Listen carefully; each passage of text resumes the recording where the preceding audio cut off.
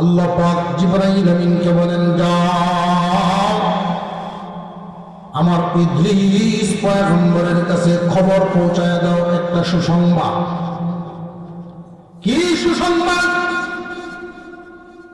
ও জিবরাইল, আমার পয়গম্বর ইদ্রিসকে জানায় দাও এই মুহূর্ত থেকে যত নেক কাজ করবে আমি ডাবল বদলা দেব। অর্থাৎ ইদ্রিস পয়গম্বরে যদি রোজা রাখে একটা, আমি আল্লাহ সওয়াব দেব 2টা। দান যদি করে 100 টাকা, আমি তারে সওয়াব দেব 200 টাকা। নামাজ পড়বো 1 ওয়াক্ত, সওয়াব পাইব 2 ওয়াক্ত। সবটা কোন ব্যক্তি যদি কোন চাকরি করে, সরকারি চাকরি যদি করে, যে 1 ঘন্টা ডিউটি করলে লাহু ওয়া মান ইউদ্লিলহু ফালা হাদিয়া লাহু ওয়া নাশহাদু আল্লা ইলাহা ইল্লাল্লাহু ওয়াহদাহু লা শারীকা লাহু ونشهد أن سيدنا وسندنا وحبيبنا وحبيب ربنا ومولانا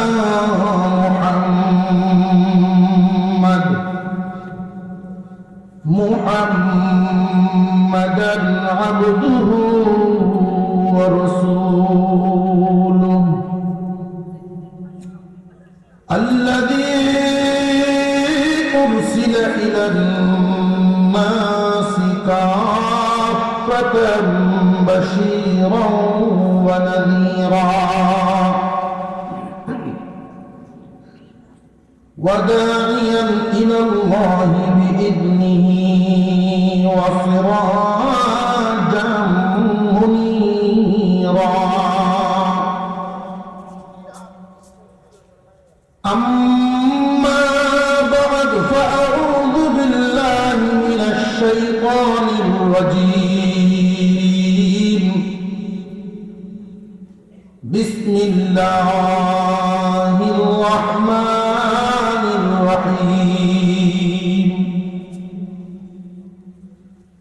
إن الأبرار لفي نعيم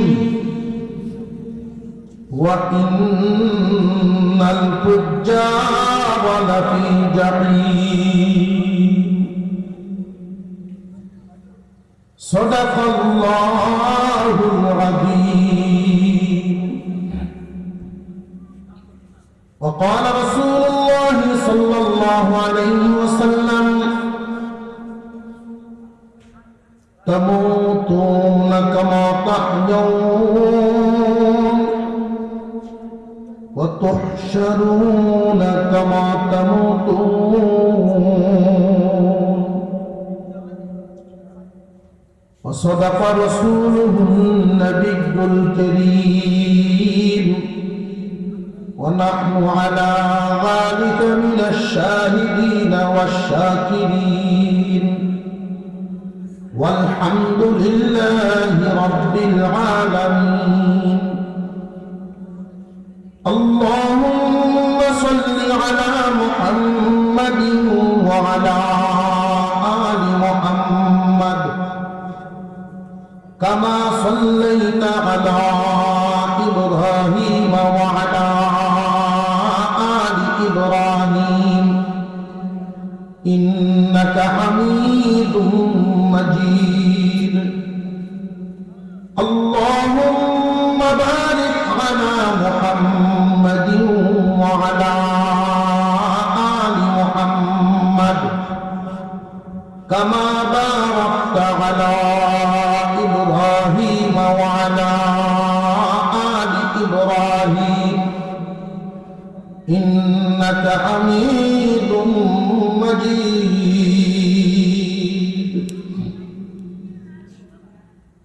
সুনামগঞ্জ সদর অষ্টগ্রাম ইসলামী হাফিজিয়া মাদ্রাসা বড়ঘাটের উদ্যোগে আয়োজিত 29তম বার্ষিক ওয়াজ মাহফিলের শ্রদ্ধাভাজন সভাপতি সাহেব, উপস্থিত হযরত উলামায়ে কেরাম, সর্বস্তরের সুধী সমাজ, দ্বীনি প্রতিষ্ঠান 29তম মাহফিল, 29 বছর ধরে, বরং এর চেয়ে আরো বেশিও হতে পারে। অনেক সময় কোনো কোনো বছর মাহফিল করা সম্ভব হয়েছে না। তো প্রায় 30 বছর যাবৎ এলাকাবাসী সকলে মিলে এই মাদ্রাসার খেদমত আঞ্জাম দিচ্ছে। দ্বীনি প্রতিষ্ঠানটা পরিচালনা করছেন, সকল চাহিদা আপনারা তার পূরণ করে দিচ্ছেন। তো মাদ্রাসা কর্তৃপক্ষ সারা এলাকাবাসীকে বছরে একদিন কোরআন হাদিসের আলোচনা শোনানোর পরিবেশ করে। এটা বার্ষিক মাহফিল করে। যারা ওয়াজ নসিহত শুনতে আসেন মাদ্রাসার মহব্বতে, যে বার্ষিক মাহফিলকে উপলক্ষ করে কিছু দান খয়রাত করে না। এই দান খয়রাতগুলো একত্রিত হয়ে জমা হয়ে একটা ফান্ড তৈরি হয়। যদি দেখা যায় চাহিদা পূরণ হয়ে যায় তো চলল, বাকিটা এলাকাবাসী পূরণ করে। এই দ্বীনি কাজগুলো যারা আঞ্জাম দেন, হয়তো শুরু থেকেই মাদ্রাসার সাথে জড়িত ছিলেন এমন মানুষ এখন নাই।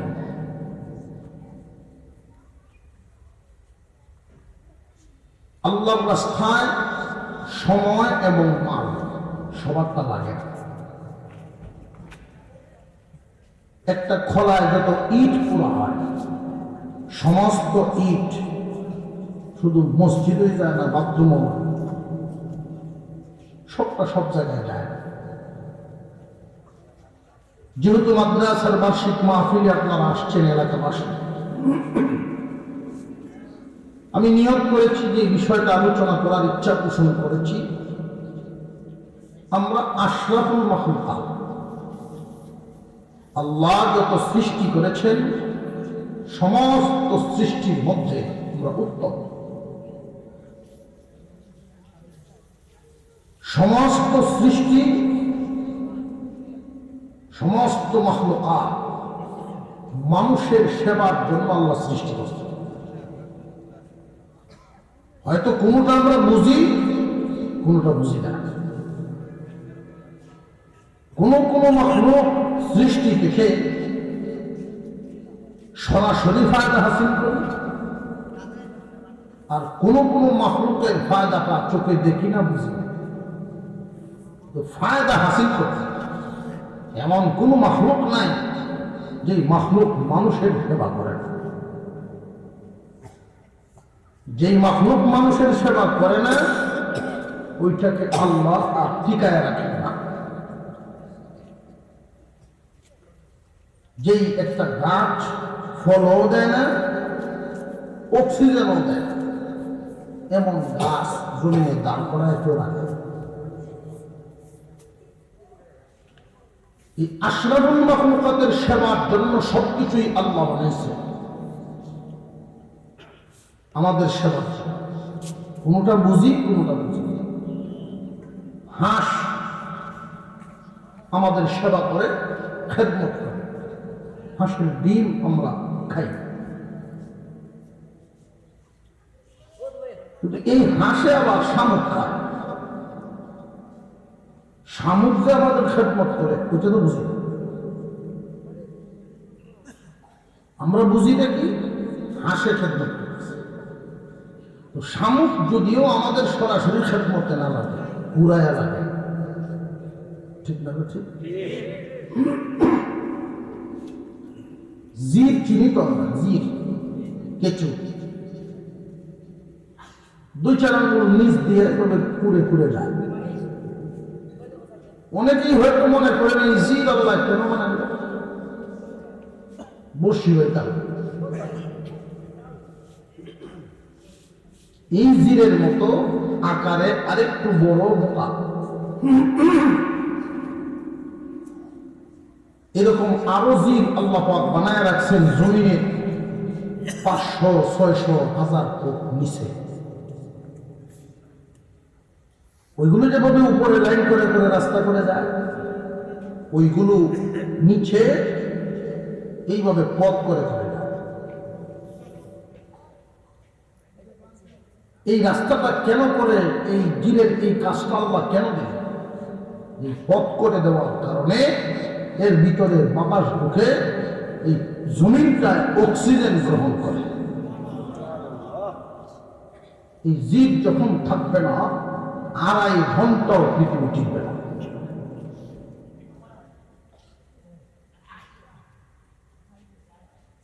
এমন একটা সময় ছিল আমাদের দেশে, গরু মরলে শকুন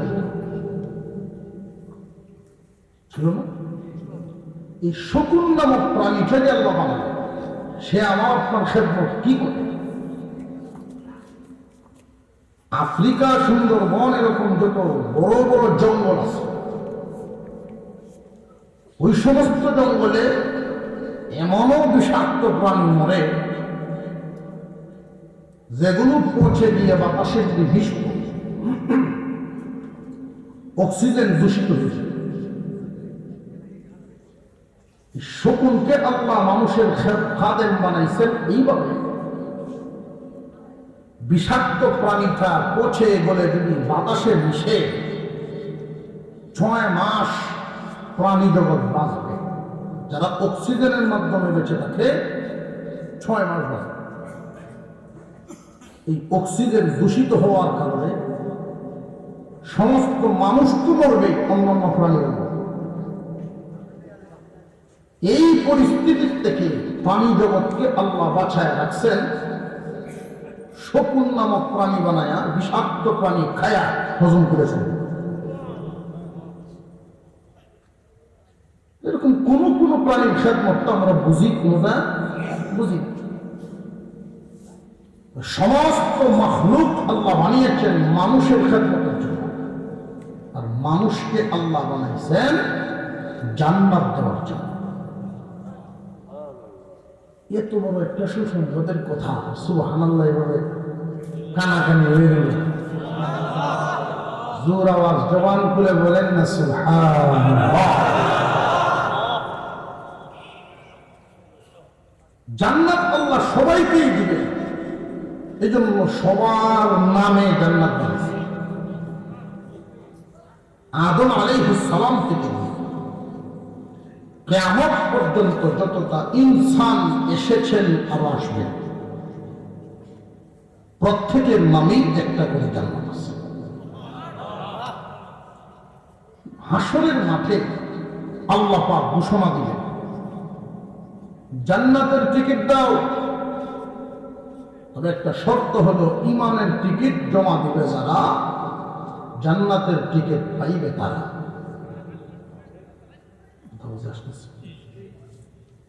আল্লাহ ঘোষণা দেবেন ও ফেরেশতারা, যারাই ঈমানের টিকিট জমা দেবে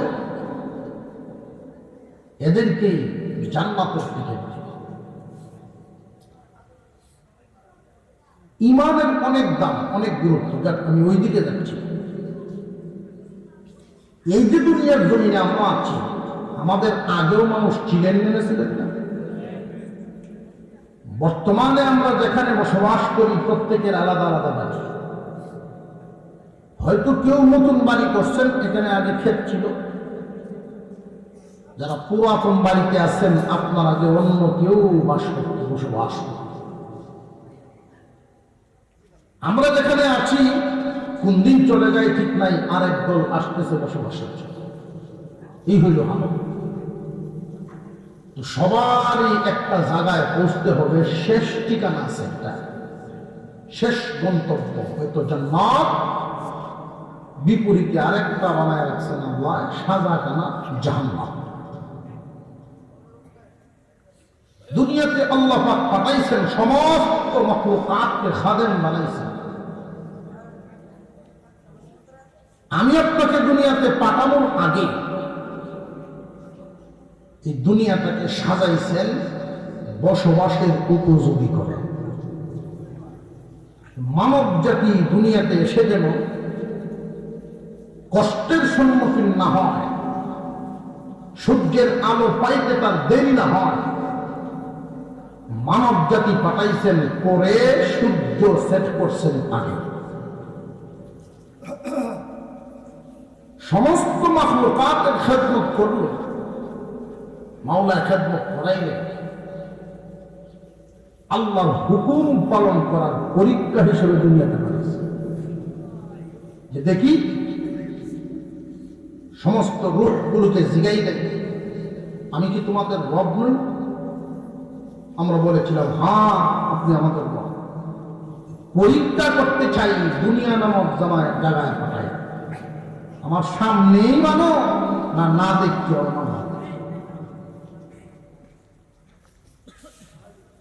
অন্যান্য মাখলুকের কোনো ভয় নাই, চিন্তা নাই, সামনে কোনো বিপদ নাই। আশরাফুল মাখলুকাত মানব জাতি, সমস্ত সৃষ্টিকুল যার খেদমত করে মানব জাতির খাদেম। এই আশরাফুল মাখলুকাত মানব জাতি, যারা বেঈমান আর ইমানদার, প্রথমেই একটা পার্থক্য, বেঈমানের কোনো দাম নাই, ইমানদারের দাম আছে। সমস্ত মাখলুকাত আল্লাহর হুকুম পালনের জন্যই শুধু বেঈমানদের খেদমত করে যায়, নইলে কোনো মাখলুক বেঈমানের খেদমত করত না। প্রশ্ন জাগে, বেঈমানরা আল্লাহকে নামাই নাও খেদমত পায়, আমরা ইমানদাররাও খেদমতেই পাইলাম, উভয় তো সমান, বেশ কম রইল কই? হুজুর আকরাম সাল্লাল্লাহু আলাইহি ওয়াসাল্লাম বলেন, শোনো, ইমানদার বেঈমান যারা আল্লাহর নিয়ামত, আল্লাহর সৃষ্টি জগতের নিয়ামত, সুযোগ সুবিধা খেদমত পায়, কিন্তু বেইজ্জতের পাওয়া পায়, ইজ্জতের না। আর ইমানদার মুমিন যে মাখলুকের খেদমত পায়, ইজ্জতের খেদমত। কেন জানি? বেঈমান যখন জমিনের উপরে বিচরণ করে, প্রত্যেকটা প্রাণী তারে লানত দেয়, আশরাফুল মাখলুকাত হইলে কিন্তু মালিক চিনলে না। বেঈমানদের জন্য করে লানত, আর এই মাখলুকাত জাতির খেদমত করে আর ইমানদারের জন্য দোয়া করে। নবীজি এক হাদিসের মধ্যে বলেন,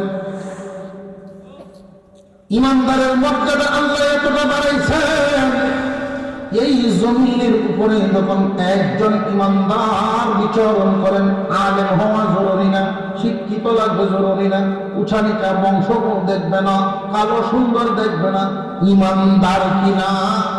একজন ইমানদার যখন জমিনে বিচরণ করে, গর্তের পিঁপড়াও তার জন্য দোয়া করে। রে ভাই, বেঈমানের জন্য বদদোয়া, ইমানদারের জন্য সমস্ত মাখলুকাত কেন দোয়া করে? হে ইমানদার, তুমি হয়তো তোমার দাম বুঝো না, মাখলুকে বুঝে, এই জন্য দোয়া করে। আমরা আমাদের দাম বুঝি। আমাদের এই বাংলাদেশে জাতীয় পাখির নাম কি? দুয়েল পাখি। দুয়েল কি জানেনি যে জাতীয় পাখি? যদি জানত, যদি তার দাম সে বুঝত, তাহলে আপনার আমার বাড়ির সিভা টিউবওয়েলের ভালো বসা ময়লা খেতে। বাংলাদেশের জাতীয় পাখি, এটাই যদি সে বুঝত, সংসদে জিতল।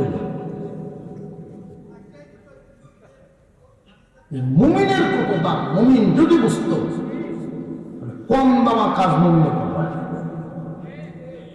আর একটু জোরে কর। মুমিনের দামটা মাখলুকে বুঝে যে এই মুমিনরা একজনও জিন্দা থাকবে যতদিন কিয়ামত হবে না ততদিন। আপনারা বলে জানলি বুঝছেন না, 2-3 জনে সুবহানাল্লাহ বাকিরা যে জানলি সূর্য মিলাইছে যা বলে না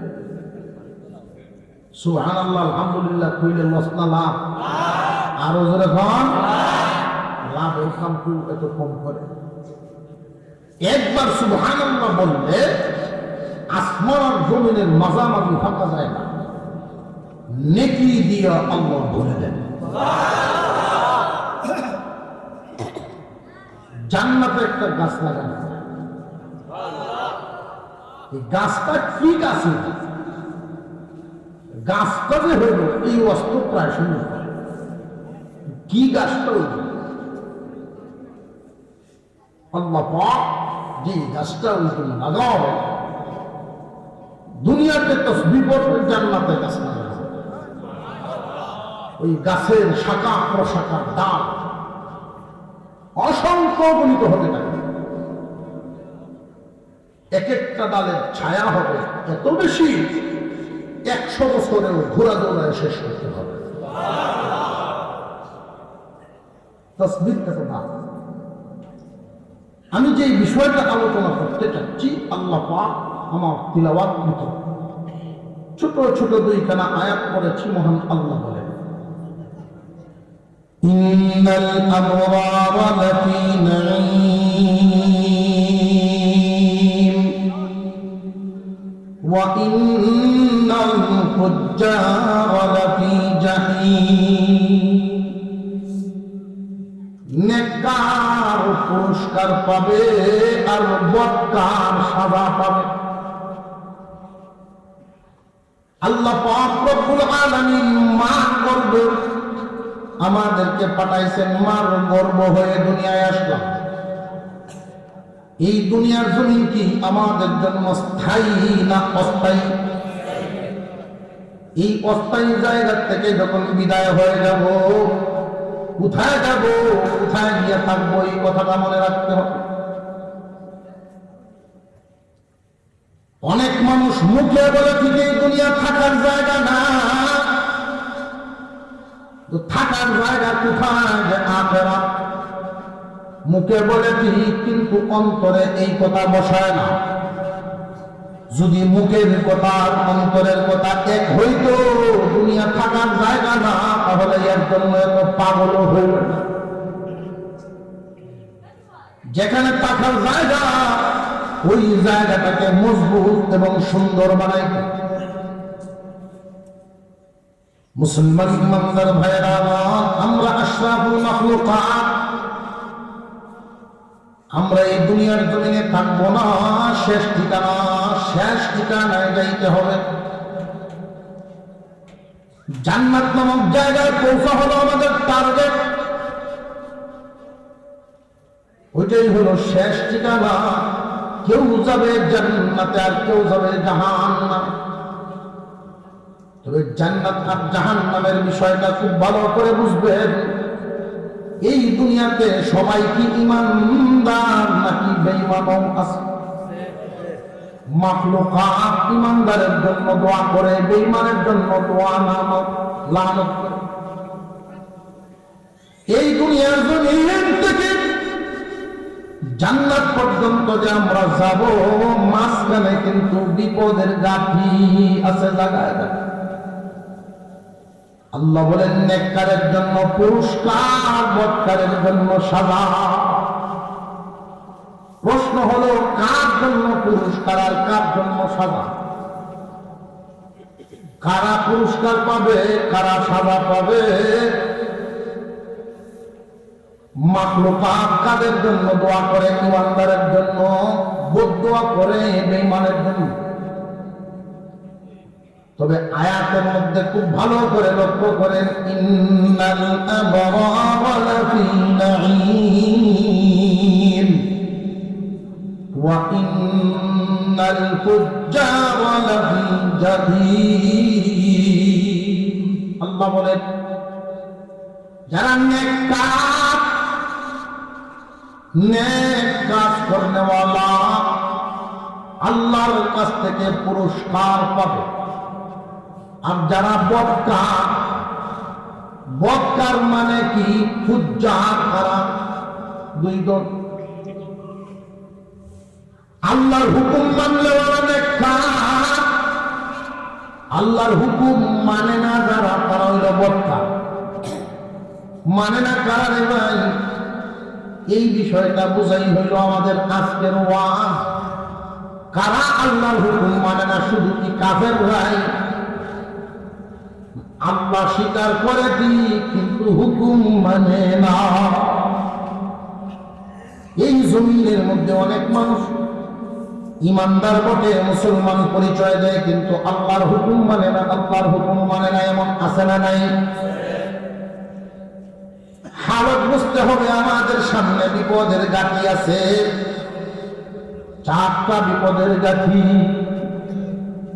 এমন কোন মানুষ নাই যেই মানুষ সেই বিপদের ঘাটি পাড়ি দিবে। প্রত্যেকটা মানুষ সেই 4টা বিপদের ঘাটি পাড়ি দিয়া তার গন্তব্যে পৌঁছবে, হয়তো জান্নাত নইলে জাহান্নাম। জান্নাত এবং জাহান্নাম যে যেখানেই যায় এর আগে 4টা বিপদের ঘাটি পাড়ি দিবে। 1 নম্বর ঘাটির নাম মালাকুল মউত। 2 নম্বর ঘাটির নাম হাসরের ময়দান, কবরের জগৎ। 2 নম্বর কবরের জগৎ। 3 নম্বরে হাসরের মাঠ, 4 নম্বরে ফুলসিলা।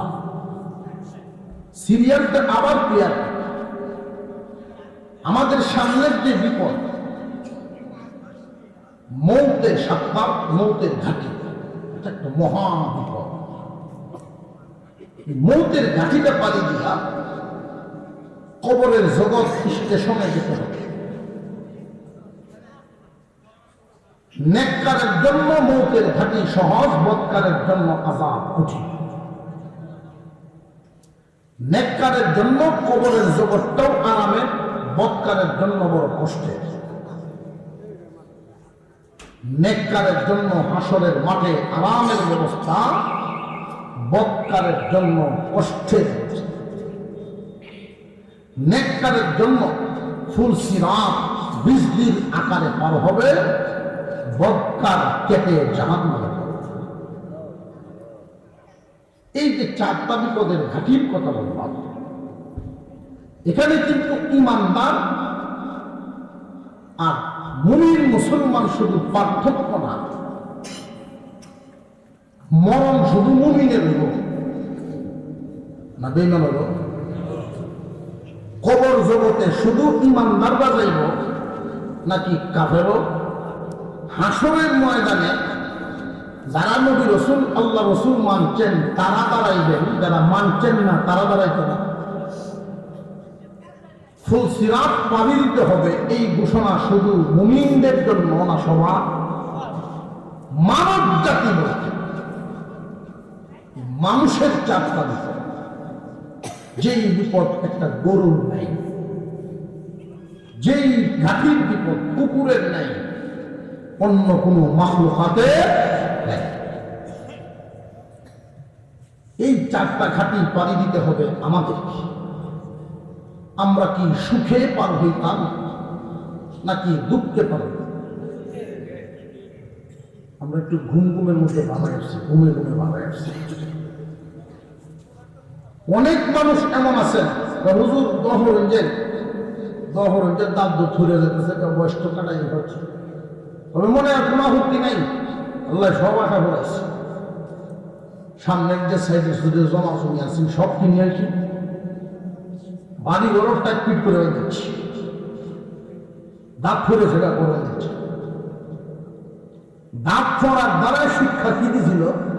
আসল ঠিক করা। জমা জমিও রাখা শেষ, বাড়ি ঘরও কমপ্লিট, ছেলে মেয়েও বেশাদি দিয়ে পরিষ্কার। এখন মসমসা জিন্দিগিটা শীতকালে আল্লাহ আল্লাহ করে মত পাঠিয়ে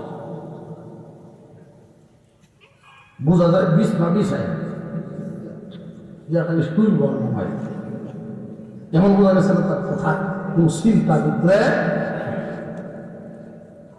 অথচ ইন্নাল আবরারা লাফি নাঈম ওয়া ইন্নাল ফুজ্জারা লাফি জাহিম। নেককারদের জন্য শান্তি, বদকারের জন্য আযাব। এই কোনো এক জায়গায় না চারো জায়গায়, চাই কথা। নেককার তারা আল্লাহর হুকুম মেনে চলছে তারা, আর বদকার তারা মনের গোলামি করছে তারা। বদকার তারা মনের কথায় চলছে তারা। মনের কথায় চলে কাফেরও অনেক মুমিন, কাফেরও চলে মুমিন। অনেক মুমিন মুসলমান এমন আছেন আল্লাহকে মানে, পরকাল মানে, কিন্তু মনের কথায় চলে আল্লাহ কথা মানে আছে না?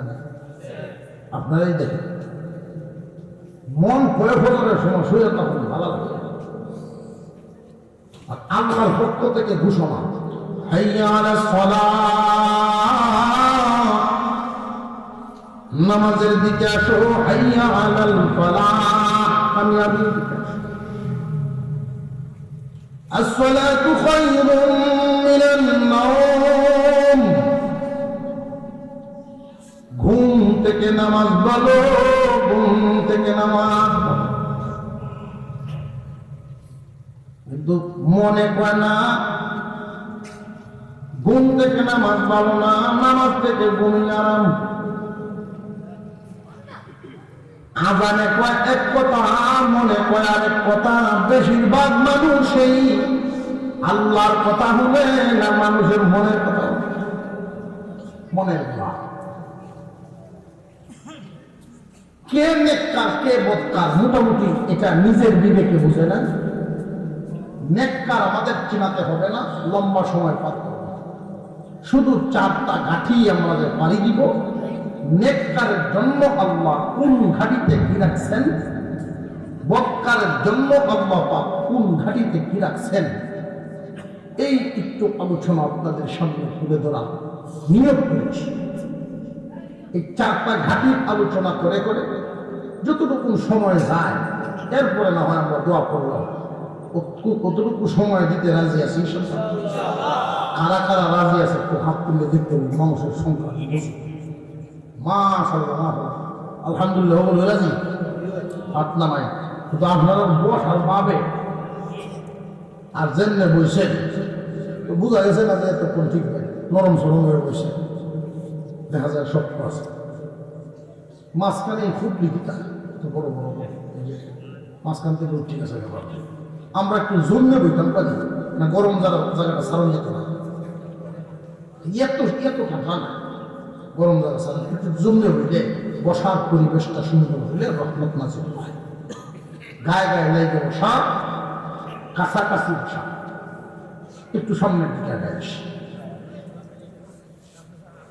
লা ইলাহা ইল্লাল্লাহ, লা ইলাহা ইল্লাল্লাহ, লা ইলাহা ইল্লাল্লাহ, লা ইলাহা,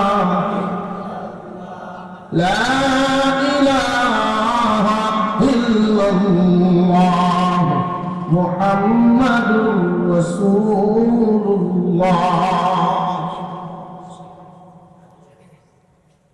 মালাকুল মউত, মৌতের ঘাঁটি। এই মৌতের ঘাঁটিতে কারোর মরণ হবে বড় কষ্টে, আর কারোর মরণ হবে বড় আরামে। আল্লাহ পাক রব্বুল আলামিন মৌতের ফেরেশতা জান কবজের জিম্মাদারি দায়িত্ব দিয়েছেন আজরাইল আলাইহিস সালামকে। আজরাইল নিজেও জানে না কার জান কখন কবজ করতে হবে।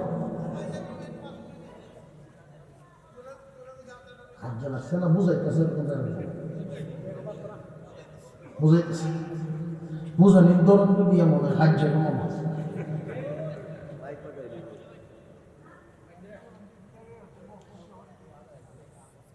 যাক, মৌত কার কোন সময় কখন হবে, কার জান কখন কবজ করতে হবে, যে মরব সেও জানে না, আর যে জান কবজ করবো সেও জানে না। জানেন একমাত্র কে? তিনটে বিষয় আল্লাহর পক্ষ থেকে নোটিশ জানায় দেওয়া হয়।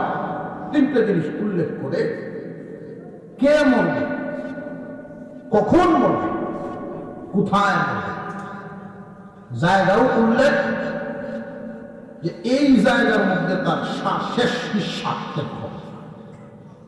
এই যে শেষ নিঃশ্বাসটা ত্যাগ করবে অমুক জায়গায়, মা এবং বাবা দুইজনের মিলনের মাধ্যমে আরেকজনের জন্ম হয়। যেই পানি বা যেই বস্তুর মাধ্যমে আমি আপনার জন্ম, এইখানে আল্লাহর পক্ষ থেকে খাদেম ফেরেশতা, মানব জাতিকে আল্লাহ বানিয়েছেন মাটি থেকে। আমাদের আদি পিতা, মানুষের সর্বপ্রথম মানুষ যিনি আদম আলাইহিস সালাম, ওনাকে আল্লাহ সরাসরি মাটি থেকে বানাইছেন। আর আমাদেরকে সরাসরি মাটি থেকে বানানো নাই, একটু ঘুরে।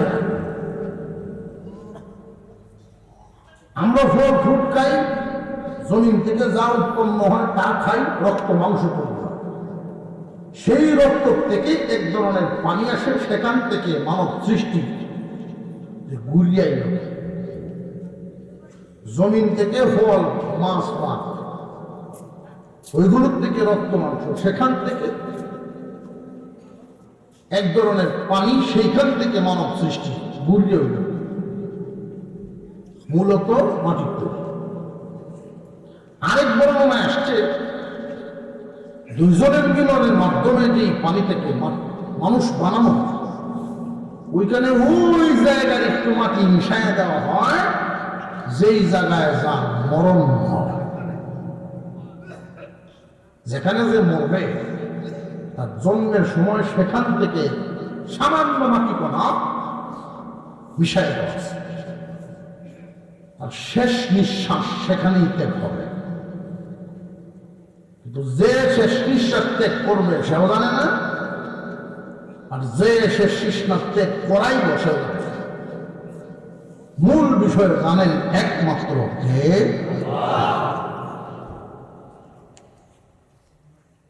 যদি কারণ মরণ তাকে বিদেশ নেতা, আর উনি এমন এক রাজপুত্র, জীবনেও বিদেশ জন্য প্রয়োজনই নাই, আল্লাহ তারে সেখানে নেওয়ার ব্যবস্থা করে দিবেন যেন আজরাইল জান কবজ করতে পারে। আর নইলে তো দায়িত্ব নইলে ফেরেশতা বিপদ হবে। জায়গা, সময়, ব্যক্তি, এই তিনটে একসাথে মিলবে, জান কবজ হবে। যেহেতু এই তিনটে একসাথে মিলবে বলতে, কারণ মরণ যদি লেখা থাকে মসজিদে, এই 1 ফুট জায়গা, 2 ফুট জায়গা, এই জায়গাটা আইলে মরব। তো অনেক মানুষের যদি দেখা যায় মরণ অমুক কেন লেখা, সুনামগঞ্জ ব্রিজের ময়মুরব্বীরা তারা পরামর্শ দেয়, বাবা বলেও কিন্তু ব্রিজের ব্রিজ থাকে, লাল সালুওয়ালা ভিড়ে হয়ে গেছে, ফেনুটে লিখতে মরবে। এখানে গেলেই মরবো না, মরার সময় বুঝলাম জায়গা করে, জায়গা লিখতে মরণ লিখতে, সময়টা কম, জায়গা, সময়, ব্যক্তি, তিনটে এক হয়ে গেল, তার জান কবজ হয়ে যায়। এই জান যে কবজ হইব দুই ধরনের, নেককারের জান কবজ হবে একভাবে, বদকারের হয় আরেকভাবে। ইদ্রিস আলাইহিস সালাম আল্লাহ পাকের একজন নবী, নবীর গণের মর্যাদা কম না বেশি? আল্লাহু আকবার বলেন, আল্লাহু আকবার। নবীগণ আল্লাহ নির্বাচিত ব্যক্তি। আল্লাহ পাক জিবরাইল আমিনকে বলেন, যা আমার ইদ্রিস পয়গম্বরের কাছে খবর পৌঁছায় দাও একটা সুসংবাদ। কি সুসংবাদ? ও জিবরাইল, আমার পয়গম্বর ইদ্রিসকে জানায় দাও এই মুহূর্ত থেকে যত নেক কাজ করবে আমি ডাবল বদলা দিব। অর্থাৎ ইদ্রিস পয়গম্বরে যদি রোজা রাখে একটা, আমি আল্লাহ সওয়াব দিব 2টা। দান যদি করে 100 টাকা, আমি তারে সওয়াব দিব 200 টাকা। নামাজ পড়ব 1 ওয়াক্ত, সওয়াব পাইব 2 ওয়াক্ত। সবটা কোন ব্যক্তি যদি কোন চাকরি করে, সরকারি চাকরি যদি করে, যে 1 ঘন্টা ডিউটি করলে বেতন পাইতো 1000, 2 ঘন্টায় 2000। হঠাৎ যদি কোনো ফ্যাক্টরির মালিকে ঘোষণা দেন এখন আর 1000 1 ঘন্টায় না, ডাবল বাড়ায়া দিলাম, ঘন্টায় 2000।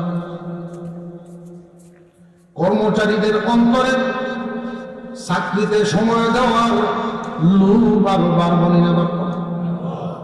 আগে যদি দিত 10 ঘন্টায় 10,000 কামাইতো, এখন মনে মনে কইব যে সুযোগ যেহেতু পাইছি দিনে রাইতে কামাই। যারা দুনিয়া কামানোর লোভ অন্তরে রাখে ওরা দুনিয়ার জন্য এইভাবে পাগল হবে, এটাই স্বাভাবিক। আর যারা আখিরাত বিশ্বাস করে আখিরাতের ধনী হইতে চায়, তারাও সুযোগ খুঁজে কেমনে কি করলে আখিরাতে বেশি নেকি হয়। আল্লাহর নবী ঘোষণা করেছেন, দোয়া শিখায় দিয়েছেন, কেউ যদি আমার উম্মত বাজারে গিয়ে একবারই দোয়াটা করেন তারে 20 লক্ষ নেকি দেওয়া হয়। অনেক সাহাবী এমন ছিলেন, বিবি 3-4টা পথ ব্যাগ দিয়ে 3-4 পথ বাজারের কথা বলে দিয়েছেন, নেন বাজার করে।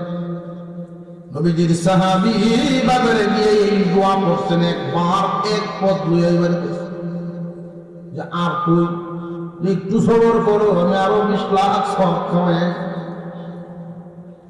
1 পথ আনতে যাইতেন, 20 লাখ করে সব কামাইতেন। তাদের ইচ্ছাই হলো কেমনে পরকালে ধন্য।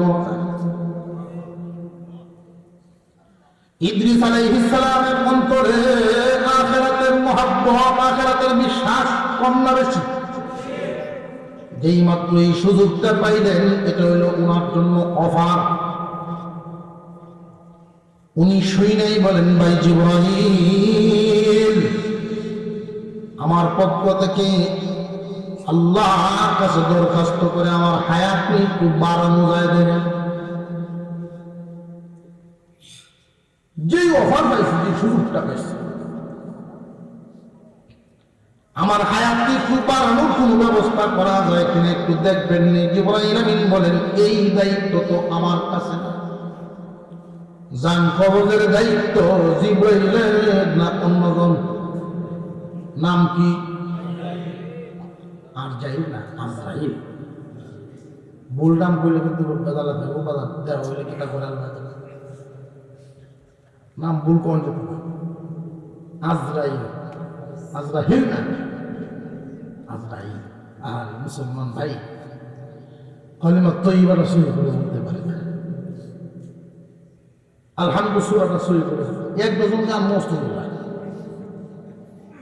1 ডজন গান মস্ত, যেগুলো মুখস্থ দরকার করবে। জিবরাইল আমিন বলেন, এটা তো আজরাইল আলাইহিস সালামের আন্ডারে, আমার না। আমি এখন আজরাইলের ভাই মতো, যে উনি তো ওনার 4র্থ আসমান হেড অফিসেই বসা। আজরাইলের আন্ডারে অসংখ্য গণিত ফেরেশতা আল্লাহ দিয়ে রাখছেন, জান কবজের দায়িত্বই পালন করে তারা। একই টাইমে মানা যাবে, সুনামগঞ্জ একজন, মহিষুর একজন। অনেক মানুষের অন্তরে এটা জাগে যে একটাই জান কবজের। আজরাইল এখানে কোন সময় গেল, হেন কোন সময়। এটা তো দেশের ভিতরে, আমেরিকাত মারা গেছে একটাই মধ্যে, কেমনে গেল প্রশ্ন থাকে না? আজরাইল আলাইহিস সালামের আন্ডারে অসংখ্য অগণিত ফেরেশতা, এবং এক একজন ফেরেশতার জান কবজ করার জন্য 500 ফেরেশতা পাঠানো। এক একজন মানুষের জান কবজ করার জন্য 500 ফেরেশতা পাঠানো। নেককার ও বদকার। নেককারের জান কবজ করার সময় 500 ফেরেশতা পাঠায় দেন, বদকারের জন্য 500 ফেরেশতা পাঠায়। লোকটা যদি জান্নাতি হয়, জান্নাতি ফেরেশতার বহর আসবে। লোকটা যদি জাহান্নামী হয়, জাহান্নামী ফেরেশতার বহর আসবে। আল্লাহ যেন আমাদের জান্নাতি ফেরেশতাদের মুলাকাত নসিব করেন, বলো আমিন। আরো জোরে বলেন আমিন। আজরাইল আলাইহিস সালাম ওনার হেড অফিস চতুর্থ আসমানে। উনি তো সুরময় নয়, ওনার আন্ডারে ফেরেশতা আছে না নাই? উনি সব দেখতেছেন। কেন দেখতেছেন? কেমনে দেখতেছেন? বড় বড় 4 জন ফেরেশতা আল্লাহ পাক বানাইছেন। জিবরাইল আলাইহিস সালাম, মিকাইল আলাইহিস সালাম, আজরাইল আলাইহিস সালাম, ইসরাফিল আলাইহিস সালাম। এই 4 জন ফেরেশতার মধ্যে মিকাইল আলাইহিস সালাম এত বিশাল আকারের, এক একজন 4 জনের যে কোনো একজন এত বিশাল দেহের অধিকারী। তাম দুনিয়ার পানি যদি একজনের মাথায় ঢেলে দেওয়া হয়, 1 ফোঁটা পানি নিচে উঠতো না, মাত্র একটু।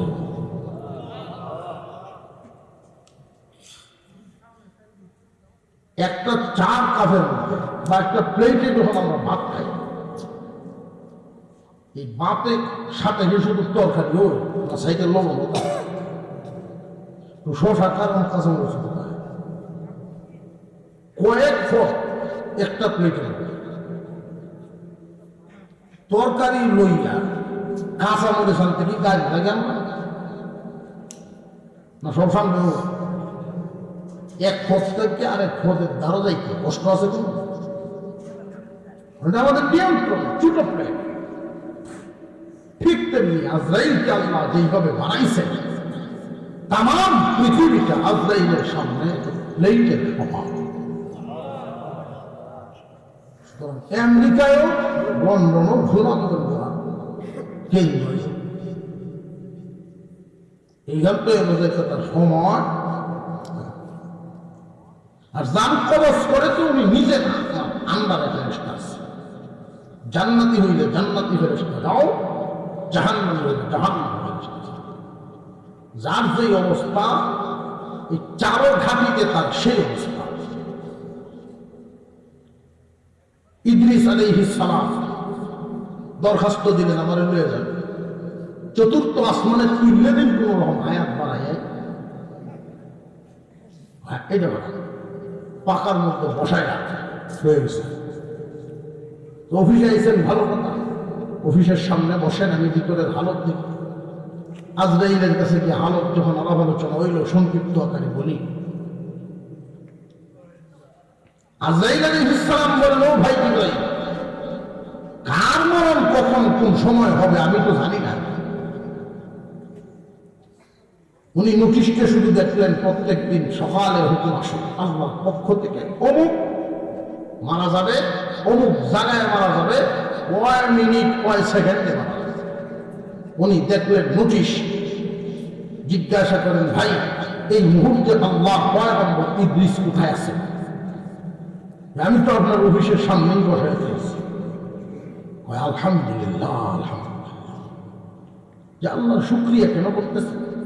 আমি চিন্তায় পড়ে গেছিলাম, মানব জাতি পৃথিবীতে বসবাস করে,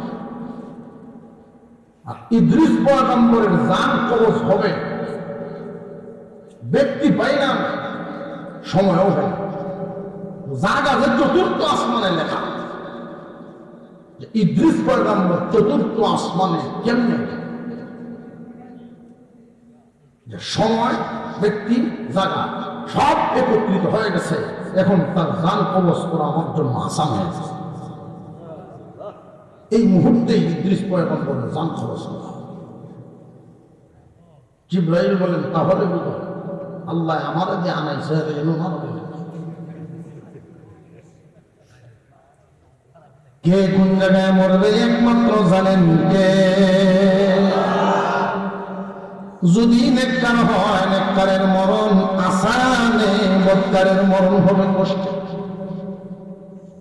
মরতে হবে, ইমানদারও মরবে, কাফেরও মরবে। যে আল্লাহর কথায় চলে সেও মরবে, যে মনের কথায় চলে সেও মরবে। কিন্তু নেককারের মরণটা হবে কেমন? মার কুল থেকে বাবার কুল, বাবার কুল থেকে মার কুলে একটা শিশুকে আনা নেওয়া করলে তার কাছে যেমন লাগে, দুনিয়ার সফর শেষ করে কবরের জগতে রওনা দিব, মরণটা এমনই। আরো জোরে করছে 500 ফেরেশতাকে জিবরাইল আজরাইল আলাইহিস সালাম পাঠাবে। এই 500 ফেরেশতার কাজই হইল চাপ দিয়ে জান বের করা। ফেরেশতার কাজ চাপ দিয়ে জান বের করবে। চাপটা দেওয়া হবে ঠিকই, নেককারে বুঝবে না, বদকারে বুঝবো। নেককারে বুঝতো না কেন? আল্লাহর পক্ষ থেকে এমন একটা ব্যবস্থা করা হবে, যেই ব্যবস্থা বান্দা টের পাবে না কখন জান বের হয়। উদাহরণ দিলে সহজে, আরো সহজে বুঝবে। এই যে 4টা বিপদের ঘাটি, এই কথাটা তো বুঝতে পারছেন। আল্লাহ মানুষ আর না মানুষ, মরণ তার নাম। আল্লাহ মানুষ আর না মানুষ, কবরের জগতে ঢুকতে তার হইবে। আল্লাহ মানব আর না মানব, হাসরের মাঠে তার দ্বার হইতেই হইবে। আল্লাহ মানে আর না মানে, ফুল সিরাত পাড়ি দিতেই হইবে। এবার জান্নাতে যাবার জাহান্নামে, অর্থাৎ শেষ ঠিকানায় যদি যেতে হয় 4টা গাঠি পাড়ি দিতে হবে। এই 4 গাঠির জন্য 4 জায়গায় ব্যবস্থাপনাও 2 জাত, হয়তো সুখে নইলে দুঃখে। প্রশ্ন হলো বেশকমটা কেমনে? সহজ উদাহরণ যেটা বুঝাইলে আপনারা সহজে বুঝবেন। কারোর যদি হাত পাও কাটে, হাত পাও কাটিলে আমরা কি সেলাই করার জন্য নেইনি না নেই না? হাসপাতাল কেউ আছে দেখবেন নিজের কাটা নিজে বাইতে হাইতে হলো হয়ে গেছে। আমরা এদেরকে সাহস করি। আর এমনও আছে রক্ত অজ্ঞান হয়েছে, রক্ত দেখতে অজ্ঞান হয়ে যায়, এমনও তো আছে। ইঞ্জেকশন করতে এমন একজন লোককে হাত কাটছে, আর 2-3 দৌড়িয়া আর ডরায় কাটা হয়ে গেছে, ইমার্জেন্সি। ডাক্তার বলেন সেলাই লাগবে 6টা, তাড়াতাড়ি করেন। ডাক্তার সাহেব বলছেন ইঞ্জেকশন নিয়ে আসেন 2টা, আর আমি জুগাল বানাবো। ডাক্তারের যে বাড়ি, সরকারি বাড়ি যেটা, ওইটার মধ্যে কেঞ্চি যুগল যন্ত্র থাকে না, শিকশিক করতেছে সাটা, সুই টুই দেখাচ্ছে আছে, সুই সুতো লয়ে যখন ডাক্তার আসবে, রুগী দেখছে যে ছায়া দেখে শিক্ষা নিয়েছে না গো, আমার রাখ বাবা, তারপরে সেলাই করতে না। কেন? সুই ভরাই এই সুই এদিন থেকে ঢুকাইব, এরকম বেঁকে গেছে। সেলাই করে সুই দেখছেন, সুজা না দেখা ডাক্তার হইবে নাই। আমি এমন ব্যবস্থা করতেছি, তুমি তাকায় দেখবা ব্যথা ব্যথা। ওইটা কি সম্ভব? কিভাবে সম্ভব? তুমি দেখবা, তুমি শুধু ইঞ্জেকশনটা একটু সহ্য করতে পারো। 2-3 জায়গার মধ্যে ইঞ্জেকশনের মেডিসিন বিষয়া যখন যে সেলাই করলো 6টা, রুগী ছায়া দেখে ব্যথা তর হয়। কেন? সুইয়ের শক্তি কি কমে গেছে? সুইয়ের শক্তি কি আছে? ইঞ্জেকশনের মাধ্যমে তারা সেভ করছে। আজরাইলকে আল্লাহ যে অর্ডার দিয়েছেন, তার যে হুকুম সে পালন করবে, জান বের করা। তার দায়িত্ব সে পালন করবে ঠিকই, নেককারে টেরও হইল না আর বদকারে টের। এই টের হওয়া না হওয়ার অবস্থাটা কি? নেককারের মরণ হবে শিশু মার কুল থেকে বাবার কুল বদলাইলে যেমন লাগে, আর বদকারে যে টের হইব এটা কেমন? নবীজি বলেন, জিন্দা প্রাণী যদি কেউ ছিলায় আসবে, জিন্দা প্রাণীর চামড়া ঝুলাইলে যেমন কষ্ট হবে, এর চেয়ে দ্বিগুণ কষ্ট দিয়ে বলবে। চামড়া, জিন্দা প্রাণীর চামড়া প্রচুর ছিললে কি পরিমাণ কষ্ট দেওয়া যে আমরা কেমনে টের পাই। যে নিজেরা যদি টের পাইতেই চান, কাজ কাম করলে দেখবেন আঙ্গুলে দৌড়ে মুখের করে উল্টা বিসমিল্লাহ টান দিয়ে দেখছেন কেমন লাগে। সারা শরীরের চামড়াটা চলে এলো অবস্থা। আল্লাহ রাসূল বলেন, দ্বিগুণ 2 বার চামড়া উঠাইবে যেমন কষ্ট হবে, এর চাইতে বেশি কষ্ট দিয়ে জান বের করা হবে। বদকার কারা? শুধু কাফের যারা তারা না মনের কথায় চলে যারা? নেককার বদকার শুধু আমি 2 কথাই বলবো, একদল চলে আল্লাহর হুকুমে, আর একদল চলে মনের হুকুমে। মনের গোলাম যারা, এই চারো গাঠিতে বিপদে পড়বে। তা কাফের নিজের দোষ, আমারও এই দোষ না। কাফের আল্লাহকে মানে না, নামাজ পড়ে না, তুমি মানলেও করবে না। তার যে কাজ তোমার তো এই কাজ, বরং সে মানছেই না, তুমি তো মানলাম, মানলেও তো ভালো। একজন কাফের, তার কোনো বিধান নাই, তার তো তার যেই দশা। তুমি আল্লাহকে মানো, পরকাল মানো, তোমারও তো তাকে হইল না, তার আর তুমি বেশ কম করো। হালাল হারাম সে ঠিক করে না, তুমি মুসলমানের ঠিক রাখো না। তার কর্ম তার চলা, তোমার কর্ম তোমার চলা বেশ কম রইল। অসুবিধা হইতেছে তো? আর 2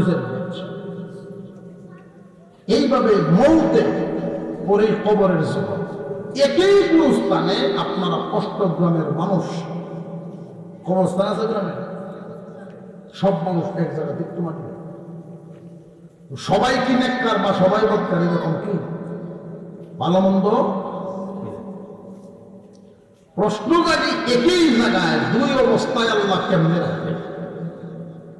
জায়গায় একটা অবস্থা হইল নেককার বদকার। এই অষ্টগ্রাম কবরস্থানও নেককার রেওয়ানি দেওয়া হইল, বদকার রেওয়ানি। একই জায়গায় মাটি দেওয়া হয়েছে। আমরা অনেক সময় না বোঝার কারণে মনে মনে কয়ে উত্তর ভারত মুখ জীবনে নামাজ হচ্ছে না, রান্না যেন হয়েছে। আমরা আব্বাকে হজ করিয়েছে, ভেবে তারা নেওয়ানি দিয়েছে, দেওয়া কারণ মনে মনে হুড়া করে এমন আছে না? ভাই, বডিটা মাটির দেহটা, এটাকে হেফাজত করা হয়, শুধু দুর্গন্ধ যেন না চলে। আর মূলত আল্লাহর কাছে একটা জগৎ আছে। মার ফেরত থাকাকালীন সময় ফেরেশতায় আলাপ করতে বোঝা যায়, একটা দেশে যাইবা এগুলো থাকতা না, মুসকি মুসকি হাসতো, মার ফেরত থাকি তো। হ্যাঁ, তাহলে আমার বুঝাই দিল, আমার তুমি বুঝাই নেই গেলাম যে এই ফেটে এই জায়গার থেকে অনেক বড় জায়গার জন্য জানতে তো কি আরামে আছে, এর থেকে আরো বড় জায়গা আছে জগৎ। ফেরেশতার কথা মনত নাই, কেউ মানত না। মার পেটে আর পৃথিবীতে দুইটাই বেশ কম কি কম না অনেক বেশি। আল্লাহ পাক কবরের জগৎ একটা বানায় রাখছেন। কেমনে রাখছেন? কোথায় রাখছেন? আল্লাহু আ'লাম। এই বিশ্বাস করে যারা ইমানদার, তারা। বিশ্বাস নাই যাদের, ইমানও নাই। তুমি একটা মানুষ, তোমার স্রষ্টার সবকিছুই তুমি বুঝে ফেলবা, তোমার এই যোগ্যতা দিয়ে স্রষ্টায় তোমার বানান নাই। স্রষ্টার সবকিছু বোঝার যোগ্যতা তোমার নাই, বিশ্বাস করে ফেল। তুমি ঘুমাইলে তো দুনিয়ার চুক্তি থাকো, ঘুমের কাছে তুমি দুর্বল, তুমি অক্ষম। মানুষ তুমি তো এত সবল না, এত কিছু বুঝতে, কবরের জগৎ আছে কি বিশ্বাস? আল্লাহ কেমনে রাখবেন একটা উদাহরণ। একই রুমে দুইজন ঘুমাইছে, একজনের স্বপ্নে দেখে মা ঘেরে দৌড়াইতেছে, আর আরেকজনের স্বপ্নে দেখে দাঁড়ো বয়ে বউ সর্বত্র হচ্ছে। দুইজনের হালত দুই সমান না বেশ? কিন্তু আমরা যারা দেখতেছি এক ফ্যানের করে দুইজন ঘুমাইতেছে, আমরা মনে করতেছি পাশাপাশি দুজন আরামে ঘুমাইছে। দুইজনের অবস্থান আসমান জমিন ব্যবধান। একই কবরস্থানে অষ্টগ্রামের সব মাটি দিল, এক একজনের অবস্থান আসমান জমিন ব্যবধান। কবরের জগৎ মালাকুল মউত, কবরের জগৎ হাসরের মাঠ।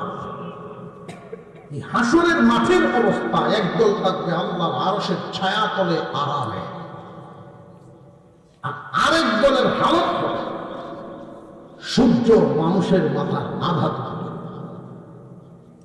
এই মাটিটাকে পরিবর্তন করে তামায় পরিণত হবে।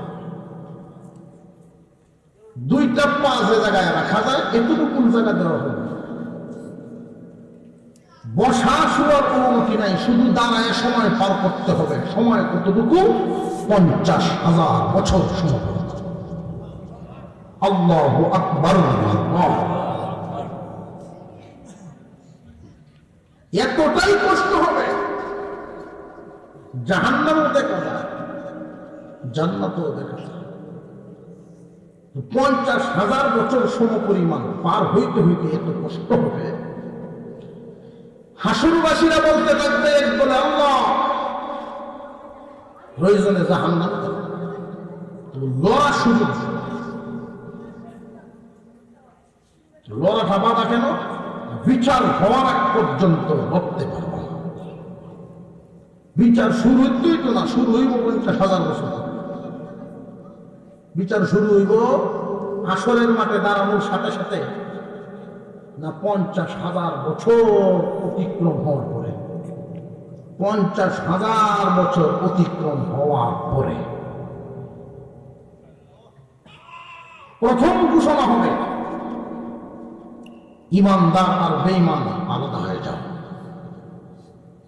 ইমানদার আর বেঈমান আলাদা হয়ে যাও। আলাদা কেন? বিচার শুরু হবে। ইমানদাররা হাসরের মাঠে থাকো, বেঈমানরা জাহান্নামে থাকো। যে বিচারের তো আরম্ভ হয়েছে, বিচার আরম্ভ হইতে, তোমরা তো ইমানেই নাই। যাদের ইমান নাই তারা কোনো বিচার নেই, বিনা বিচারে জাহান্নাম, বিনা বিচার। কতদিন? চিরদিন। বিচার হবে পরে তাদের ইমান আসে যাবে। কিসের বিচার? বিচারটা হইল তারা মানছে না, না মানিয়া চিরস্থায়ী জাহান্নামী হইল। তুই তো মানছিলি, তুই তো বিশ্বাস করছিলি, আলেমদের সামনে বসছিলি, আল্লাহ বলতে একজন আছে, কবর হাসর মিজান আছে, মনে মনে বিশ্বাস করছিল। আল্লাহ যে সমস্ত ক্ষমতার মালিক, আল্লাহর সামনে যে দাঁড়াবি এটাও বিশ্বাস করছিল, কিন্তু ডরাইল তো না, ভয় তো পাইনি না। সেই বিচার, এই বিচারটা করতে গিয়া ইমানদার মুমিন মুসলমানরা তিনটা দলে ভাগ হবে। একদল আল্লাহর ওলিগণ বিনা হিসেবে চলে যাবে। আল্লাহ বলবেন আপনাদেরকে এখানে রাখবো না দোস্ত, আমার ওলিগণ তোমরা বিনা হিসেবে যাও। কারণ এই বিচার কার্যটা চালাইতে সময় যে যাবে, এতক্ষণ জান্নাতের সুখ শান্তি থেকে ফির বিরত রাখতে চাই না, তারা চলে যাবে। আরেক দল যাইব সহজ হিসাবে, ওরাও আল্লাহর হুকুম মেনে চলছে, মনের গোলাম ছিল না। কেউ হইল আল্লাহর গোলাম, কেউ হইল মনের গোলাম। আল্লাহর গোলামি করে গেছে, অজান্তে কিছু ভুল হয়ে গেছে। এই কিছু ঘাটতি গতি সহজে পূরণ করে সহজ হিসাবে আল্লাহ এদেরকেও মাফ করে দেন। জাহান্নামে না জ্বালাইয়া ওরাও জান্নাতে। আরেক দলজন সাজা কাটছে, তারপর জান্নাত পাইবে। এই সাজাটা খাটবে কোথায়? বেঈমানরা যেতায়। বেঈমানদের ঠিকানা কোথায়? জাহান্নামে। এই মুমিনও জাহান্নামের কেন? যে বেঈমানের কাজে আর তার কাজে মিল আছে। বেঈমানের কথায় আর ওর কথায়ও মিল আছে। বেঈমানের সুরত সিরত আর ওর সুরত সিরত চলাফেরায় মিল আছে। এমন আছে না নাই? সে তাকে যেখানো এও সাদা বুঝবো দেখিল, তবে এ মুক্তি ভাইব, যেটা মুক্তি ভাইব, মুক্তি ভাইব কবে? সাদা কাটা হবে। দুনিয়ার আদালত জেলখানা ব্যবস্থা দেখছেন না? এটা হলো ওই আখেরাতের নমুনা। দুনিয়ার আখেরাতের নমুনা। ঈমান থাকার কারণে মুক্তি হয়েছে। দুইজন অপরাধী জেলখানায় ঢুকল। একটা রাষ্ট্র মানে ঠিক আইন ভঙ্গ করার কারণে, আইন মানে আইনের প্রতি শ্রদ্ধা আছে, ভঙ্গ করার কারণে 1 বছর 2 বছর 3 বছরের সাজা হয়েছে। আর পাশের সাথে যেটাকে ঢুকছে এটা রাষ্ট্রই মানে না, রাষ্ট্রদ্রোহ। রাষ্ট্রদ্রোহ কোনো সময় জেলের বাইরে আইতো না, চিরদিনের ভিতরে থাকবে। সেটা অন্যায় করছে ঠিক, রাষ্ট্রদ্রোহ মানে। আল্লাহর বিধান মানে আল্লাহ মানে, এই কারণেই মহান আল্লাহ এদেরকে মুক্তি দিবেন। তবে কখন? সাজা শেষ হইল। সাজা কি পরিমাণ? অপরাধ যে পরিমাণ। এই অপরাধের অবস্থাটা একটু বুঝাইয়া দেয়, শেষ আন্দাজ করবেন। নিজে নিজে বালিশ মাথা দিয়া হিসাব মিলাইবেন, বালিশে মাথা দিয়া হিসাব মিলাইবেন। কার পিছনে খাটাইলাম এই সমাজ? এক ওয়াক্ত নামাজ যারা ছাড়বে, 2,88,00,000 বছরে 1 হকবা, এটা একটা পরিমাণ। 2,88,00,000 বছরে 1 হকবা, এইরকম 80 হকবা প্রতি ওয়াক্ত নামাজের জন্য সাজা। 1 ওয়াক্ত নামাজ সময় মতো পড়ে নাই, বিনা কারণে কাজা করছে, 2,88,00,000 বছর জাহান্নাম ভোগ করবে। জাহান্নামের সাজা 2 ওয়াক্ত যদি হয়, 3 ওয়াক্ত যদি হয়, 4 ওয়াক্ত যদি হয়, আর যদি এমন ভাব লিখতে হবে ঈদের দিন খালি নামাজ ঈদের দিন খালি নামাজ